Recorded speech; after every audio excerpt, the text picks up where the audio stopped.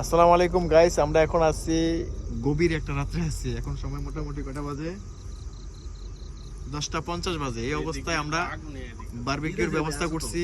Actually আমরা 9টার পর থেকে এটার পিছনে সময় ব্যয় করতেছি শুধুমাত্র কয়লার জন্য। এই দেখেন আমাদের এখানে সুন্দরভাবে এখন মাংস দিতেছি।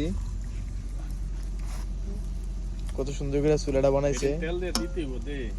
কয়লা বানাতে আমাকে অনেক সময় লাগছে। আমাদের সাথে আছে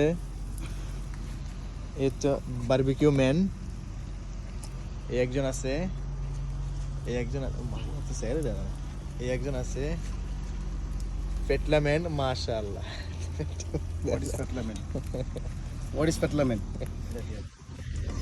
তো সাথে থাকেন।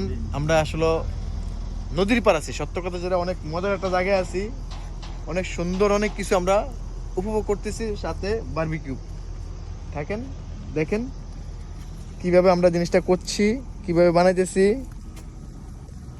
এটার মধ্যে আপনারও নেন, আমরাও নিই।